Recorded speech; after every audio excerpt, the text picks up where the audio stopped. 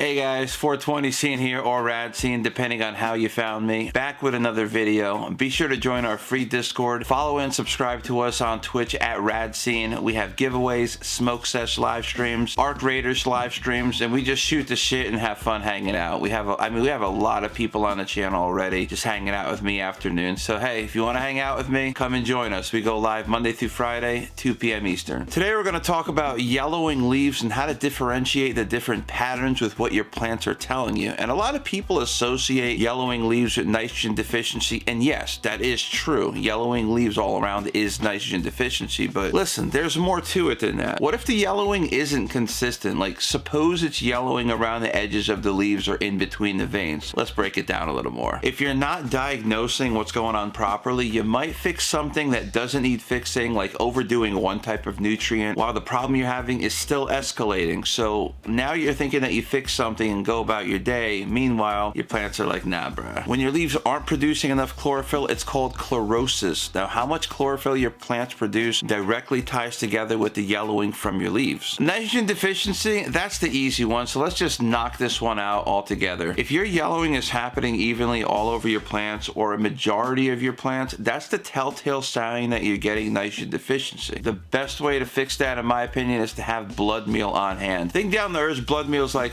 11:0:0 NPK ratio. A good way to keep your nitrogen plentiful throughout veg is to have your mix right. If you haven't checked out my mix, be sure to check out my Down the Earth Super Soil recipe. Go to the Organic Grow Guide mini-series playlist and you should be able to find that mix on there. So again, assuming you have your mix right, keep giving your plants just a pinch of worm castings, 1/3 cup every 2 weeks, and that's going to help balance out your nutrition until it's time for your next monthly top dress. If your leaves are yellowing around the edges, that's going to be potassium deficiency, and the best fix is going to be giving your plants a good shot of langbionite. And if you're using my Down the Earth Organic Super Soil mix, you shouldn't have potassium deficiency, but if you do, have some langbionite on hand and you can just brew it into a tea, just kind of quick fix it like that. So if you're in a 5-gallon bucket, drop in 4 tablespoons of blackstrap molasses, 1/4 cup of kelp meal, and 1/4 cup of langbionite, and that should fix the potash issue. Now, if you're starting to get yellowing in between the leaf veins, that's a classic mag deficiency. If you're already using recharge or blackstrap molasses, you shouldn't be getting a mag deficiency, but in case you are, you could mix 1 tablespoon per gallon of water ratio of Epsom salt. Now, in my past experiences, the recharge or the blackstrap molasses, it should be enough, but every once in a while, you might do a run where some of your plants are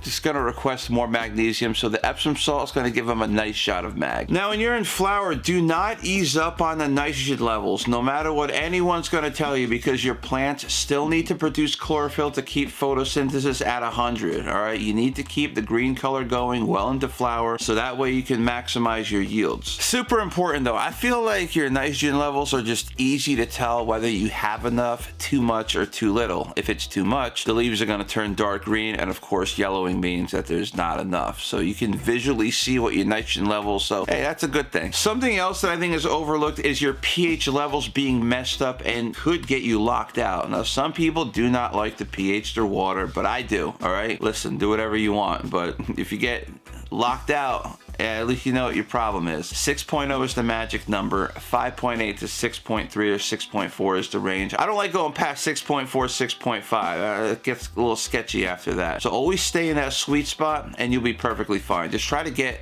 as close to 6.0 as possible. You can also get yellowing from light stress, but it won't look like nitrogen, mag, or potassium deficiency. The leaf tips, they're going to be curling up and the leaves are going to feel dry and just really crispy and just bleached and fucked up looking. You know, listen guys, all right? There's always going to be different telltale signs that's going to tell you what's going on. And if you have any questions or you want to add to this discussion, drop it in the comment section below. Having said that, before I do close off today's video, be sure to join our Discord and Twitch over at Rad Scene, and to everyone else, be sure to smash that like button, subscribe, and turn on the notification bell. And also, like I said, don't forget to follow us over on Twitch at Rad Scene. We go live Monday through Friday, 2 p.m. Eastern. We're live every day in the afternoons, and I hope everyone has a great rest of their day. And as always, stay safe.